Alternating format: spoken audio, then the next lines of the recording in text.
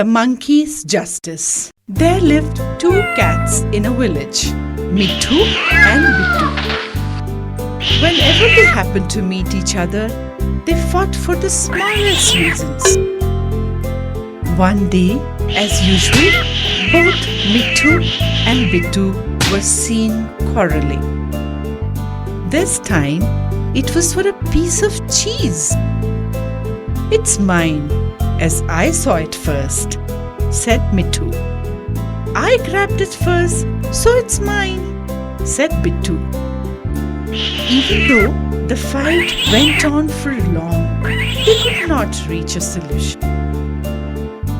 A cunning monkey was watching all this from the top of a tree. He told, "Stop fighting, please. Give me the cheese and I will divide it into two." Both Mittu and Bittu agreed and gave the cheese to the monkey. He broke the cheese into two parts. Unhappy over the difference in size, he said, "I must make them both equal." So he bit off a chunk from the larger piece and ate it. He then looked at the second piece and told, "Now this one is bigger." He then bit off a chunk from the second piece, and this continued till a small piece remained. The monkey looked at the remaining piece and said, "This piece is too small to be shared. I shall have this as my share for settling your quarrel," said the monkey, and gulped it down before Mittu and Bittu could react. The monkey then jumped back to the tree and fled the scene. The two cats realized their mistake and went their way helplessly. When two quarrel, a third benefits. Once upon a time, there lived a dog in a village. Every morning he visited the backyard of the nearby houses. He thus lived on the eatables thrown out by the villagers. One day, he was unusually lucky enough to find a big bone. The dog became happy and set off for home as fast as he could. On the way, he was crossing a narrow footbridge over a stream. Suddenly, his eyes fell on his own reflection in the water. The image was as clear as that in a mirror. The greedy dog thought that it was another dog in the water and was carrying a bone even bigger than his. His greed made him act in haste. So, in a bid to snatch the bigger bone from the other dog, he sprang at his own reflection in the stream. Of course, the dog found neither another dog nor a bigger bone in the water. Also, he lost his own bone, which fell from his mouth while he dived into the water. Moreover, the greedy dog found himself swimming for life. After much effort, he reached the shore and scrambled out of water. Finally, on reaching the shore, he stood a while, cursing himself for his foolish act, for he would have to search for food all over again. Think before you act. It was a cool summer evening, and Auntie Mary had come to visit Max and Tammy. Hey, children, isn't it a beautiful night to go camping? Camping? At night? Yes, camping and stargazing, she replied. Aunt Mary brought along her tent, so the children helped her set it up. That evening, they slept on the grassy floor outside their tent and looked up at the stars in the sky. "Max," said Aunt Mary, pointing to a bright star, "can you see that big red star? That is Mars." Wow! When I become big, I am going to go to Mars. As they looked at the stars above, Max soon fell asleep.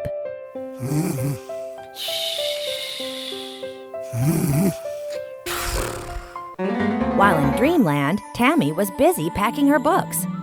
Hurry up, Max. Carry your sleeping bag quickly. Just then, Uncle Ben came in. Oh, everything is in order. It's time you left. He said, huffing and puffing. The two brave astronauts walked to their big silver rocket as they waved out to Uncle Ben. Max and Tammy strapped themselves to their seats. All engines checked. Starting countdown.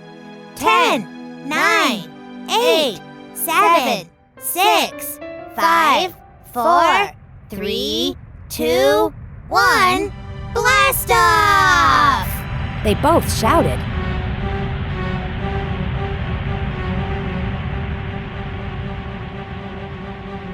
The two brave little astronauts shot off to Mars in their shiny silver rocket.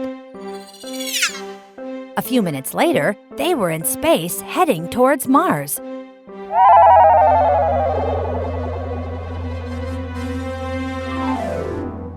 Look there, Tammy. That's Mars. Let us prepare for landing.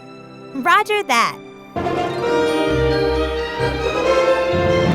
They landed on Mars and looked out through their little window. Wow, we're here at last. This is so exciting. Come on, let's explore Mars. The two little astronauts wore their heavy spacesuits and walked all over the surface of Mars, leaving huge footprints with their enormous space boots. Then Max whizzed off in a space buggy while Tammy gathered a bucket full of sand and rocks.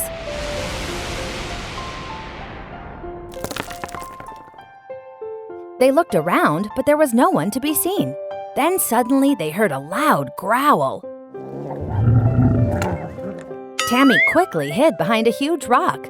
Hide, Max, hide. There seems to be a space animal here. But Max stood and laughed. That's no animal. That's my stomach. I am hungry. They went back to the rocket, and as they floated, they ate all the delicious goodies they brought with them to Mars. Then Max looked at his watch. It's time we go back. Let me plant a flag to prove that we were here on Mars. As Tammy got busy carrying the rocks into the rocket. Come on, it's time to go home. Uncle Ben will be waiting for us. They got back into their spaceship, and with a blast, it took off.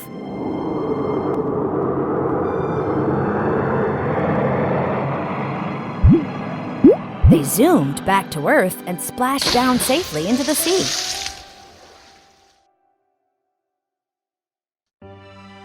We're back from Mars, shouted Tammy with joy, waving a flag. Hey, where did you get that flag? Yelled out Max, catching Tammy's hand.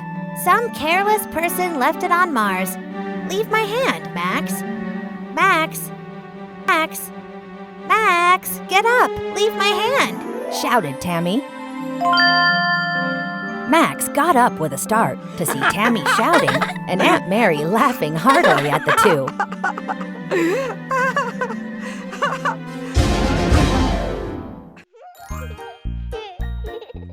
On a fine Sunday morning, in a land far away, lived two children, Max and Tammy. The boy and girl were playing on a swing in the garden outside their house. They were both waiting for their favorite Aunt, Mary. They had made this plan of going for a picnic with her almost a month back. And now, finally, the day had arrived. They were so engrossed in their play that when they heard a loud beep, they got startled. It was Aunt Mary in her flashy yellow car. Aunt Mary! Aunt Mary! They shouted in excitement. Can we go for the picnic now? Yes, let's go for a picnic, children. Yippee! We're going to have so much fun! Jumping up with joy. But where are we going? You know, when I was about the same age as yours, I used to go to Rumble Tumble Hill for a picnic. Rumble Tumble Hill?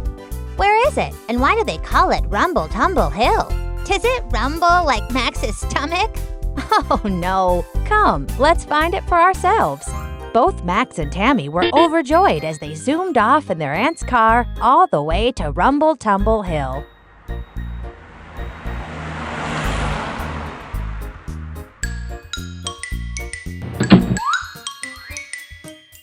They soon reached the foot of the hill. Then they climbed up the lush green hill until they reached the top. There were bushes everywhere. Aunt Mary walked to a clearing. Look here, children, a perfect spot for keeping our goodies. Spotting a place where there was a bench. Goodies? Oh no, we forgot to carry the picnic goodies.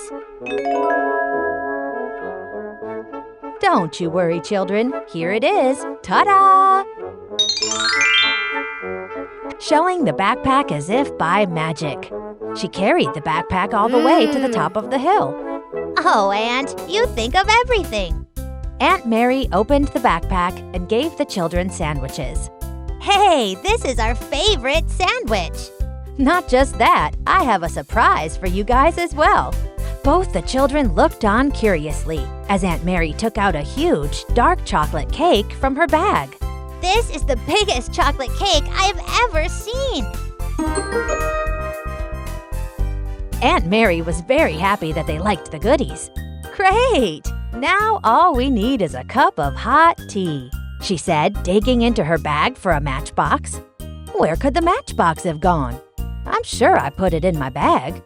Max and Tammy tried being helpful. Don't worry, Aunt Mary. We know how to light a fire. We just need a few sticks. The children gathered a few sticks on the ground. Max rubbed the sticks against each other. He blew so hard that it made Tammy cough.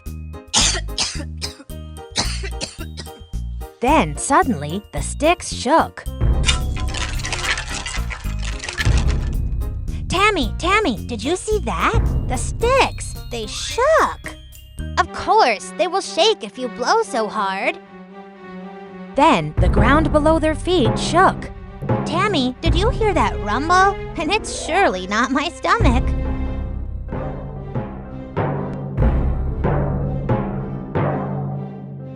The rumbling grew louder, and out of the bushes jumped a fierce-looking dragon.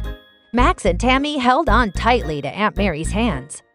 She was not surprised at all. In fact, she was happy to see the dragon. She consoled the children. Don't be afraid. He's a friendly dragon. He won't harm you. The dragon roared loudly, and with its fire lit the sticks on the ground. Then Aunt Mary kept the pot of water on the burning sticks.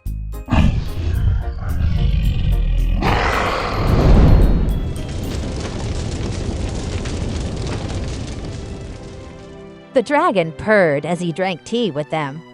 Max and Tammy looked on in surprise.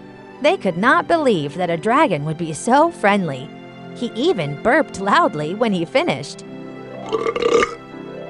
Then, seeing the cake in Aunt Mary's hand, he came closer, shaking his tail in happiness.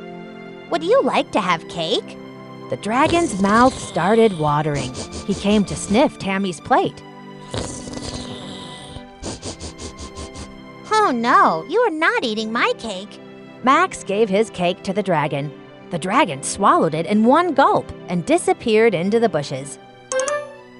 He came back again with some shiny stones and gave them to the children.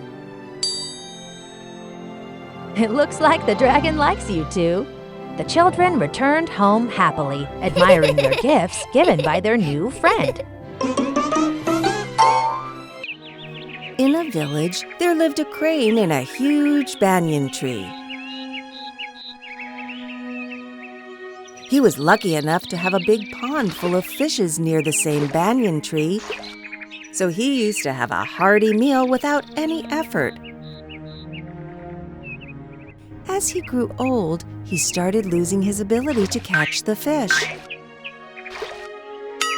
Soon, the crane started starving and became very weak. He realized, I need to use some tricks for my survival. The next day, he went to the pond as usual. This time, instead of trying to catch the fish, he stood there with a very sad face. A crab who lived near the pond asked, Sir, you look very sad today. What happened? The crane replied. I heard the villagers are planning to fill the pond. I am worried that all the fishes in this lake would die, and I may have to look for another place for food. The crab immediately told his fish friends about the news. The fish, on hearing the news, got scared and requested the crane to help them. The crane was happy to see his idea worked. He told the fish, Okay, the only way I can help you is by carrying some of you each day to a nearby pond. The fish were overjoyed to hear this. So every day, the crane came to the pond and picked up some fish in his beak and flew off. Then came the turn of the crab. As usual, the crane picked up the crab on his beak and flew off. After flying for some distance, the crab asked, Sir, how far is the new pond? The crane laughed and said, I'm not a fool to help you. He pointed to a rock covered with fish bones and said, See, this is where your friends have met with their end, and now it's your turn. Ha ha ha ha ha! The crab got very angry. He decided to teach the crane a lesson. He pierced the neck of the crane with his sharp arms. The helpless crane, unable to fly, fell to the ground and met with his end. The crab returned to the pond. He told the other fish about how the crane cheated them and told them how he managed to kill the wicked crane.